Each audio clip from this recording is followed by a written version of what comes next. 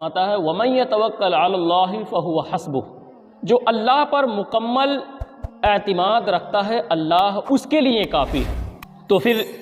اللہ پر بھروسہ اور توکل رکھنے کا مطلب یہ ہے کہ جو ہمیں رزق دیتا ہے وہ بھی اللہ کی ذات ہے، جو ہم سے لیتا ہے وہ بھی اللہ کی ذات ہے، جو ہمیں موت اور زندگی بخشتا ہے وہ بھی اللہ کی ذات ہے، یعنی نفع و نقصان کا مالک اللہ کی ذات ہے۔ اور جب ہم اللہ پر بھروسہ کریں گے، اس کی ذات پر ہمیں مکمل اعتماد ہو جائے گا، تو اللہ فرماتا ہے پھر جو ہے میں اس بندے کا ایسا مالک بن جاتا ہوں کہ وہ ہر لمحہ مجھے ہی مالک سمجھتا ہے، پھر وہ لوگوں کی طرف اس کا ذہن نہیں جاتا۔ کوئی نقصان ہوا اس نے قصوروار لوگوں کو نہیں ٹھہرایا، بلکہ اس نے سمجھا یہ میرے رب کی طرف سے مجھ پر آزمائش ہے،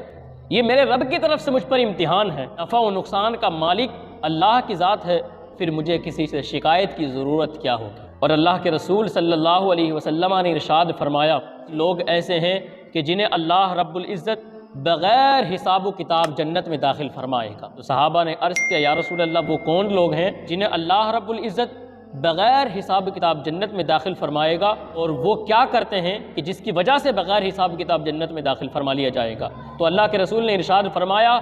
کہ وہ دو کام کرتے ہیں، کام کی وجہ سے، دو عمل کی وجہ سے اللہ انہیں بغیر حساب کتاب جنت فرمائے گا۔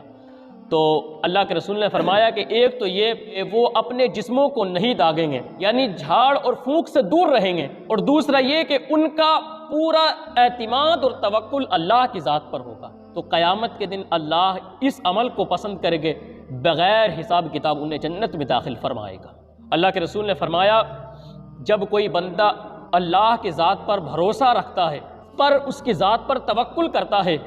تو اللہ اس کو رزق ایسے دیتا ہے جیسے پرندوں کو رزق دیا جاتا ہے، جہاں سے اس کا گمان بھی نہیں ہوتا اللہ وہاں سے اس کو روزی عطا کرتا ہے۔ اور پرندوں کی مثال دی اللہ کے رسول نے، صبح کا وقت ہوتا ہے تو صبح کو وہ اپنے گھونسلوں سے اڑتے ہیں تو ان کا پیٹ خالی ہوتا ہے، اور جب وہ شام کو اپنے گھونسلے پر واپس آتے ہیں تو ان کا کوٹا اور پیٹ بھرا ہوتا ہے، لیکن وہ تو کہیں رزق کمانے کے لیے نہیں جاتے، ان کا اعتماد اللہ پر ہے پرندوں کا۔ تو فرمایا جو اللہ پر اعتماد کرتا ہے اور اس کا توکل، اس کا بھروسہ اللہ پر ہوتا ہے، تو اس کو اللہ وہاں سے رزق دیتا ہے جہاں سے اس کا گمان بھی نہیں ہوتا۔ ہمیں اللہ پر توکل کرنا چاہیے۔ اور حضرت داؤد علیہ السلام سے اللہ نے فرمایا کہ داؤد اگر کوئی میرا بندہ مجھ پر توکل اور بھروسہ کرے اور زمین پہ بسنے والے تمام لوگ اس پر جو ہے دشواری اور اس کو تکلیف پہنچائیں تو میں تمام دشواریوں کو دور کر دیتا ہوں اس کے بھروسے و توکل کی وجہ سے۔ لیکن اللہ کے رسول نے ایک حدیث اور صحابہ کے درمیان فرمائی۔ اللہ کے رسول نے ارشاد فرمایا کہ میرے صحابہ اللہ پر ایسا بھروسہ رکھو، ایسا اعتماد رکھو جیسے رکھنے کا حق ہے۔ صحابہ نے عرض کیا یا رسول اللہ اللہ کی ذات پر کیسا بھروسہ کیا جائے، اس کی ذات پر کیسا اعتماد کیا جائے؟ تو میرے نبی نے ارشاد فرمایا کہ جیسے اللہ نے حکم دیا ہے، اللہ نے حکم دیا ہے تمہیں کہ میرے بندو مجھ پر ایسا اعتماد رکھو اور بھروسہ رکھو کہ اگر تمہارا بھروسہ مجھ پر ہے، اگر روح زمین کے تمام لوگ تمہیں چاہیں کہ ذرہ برابر نقصان پہنچا دیں، مگر اللہ کی اجازت کے بغیر وہ نہیں پہنچا سکتے۔ ایسا بھروسہ رکھو کہ اگر روح زمین کے تمام مخلوق کسی انسان کو چاہے کہ ذرہ برابر نفع بخش دے، تو وہ اللہ کی اجازت کے بغیر، اس کی مرضی کے بغیر تمہیں ایک ذرہ برابر فائدہ نہیں پہنچا سکتے۔ ہم اللہ پر بھروسہ کرتے ہیں تو پھر ہمیں دن و رات کسی سے کوئی خطرہ نہیں رہتا۔ ہم سمجھتے ہیں کہ صرف نفع و نقصان کی جو مالک ہے وہ اللہ کے ذات ہے، اور پھر اللہ نے صاف لفظوں میں بتا دیا تو پھر ڈرنے کی ضرورت کیا ہے؟ فرمایا کہ ما اصاب من مصیبت الا باذن اللہ، کہ تم پر کوئی مصیبت نہیں آتی مگر اللہ کی اجازت کے بغیر۔ جو تم پہ مصیبت آتی ہے، پریشانی آتی ہے، تم کیا سمجھتے ہو کہ یہ پڑوسی نے بھیجی ہے؟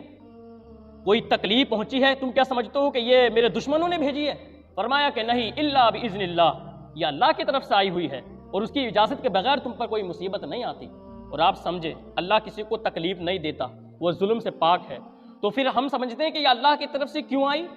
تو اس میں دو احتمال ہیں۔ پہلا یہ کہ اللہ کی طرف سے یا تو اس وجہ سے آتی ہے کہ ہمارے گناہوں کی سزا وہ دنیا میں مل جاتی ہے اور آخرت سے ہمارا حصہ کاٹ دیا جاتا ہے، اور دوسرا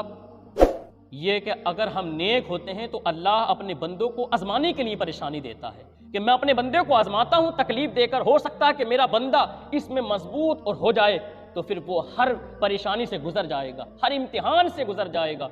ہر آزمائش سے گزر جائے گا جب میں اس کو آزما لوں گا۔ لیکن جو اللہ پر بھروسہ رکھتا ہے تو پھر اسے دنیا کی طاقت نقصان نہیں پہنچا سکتی۔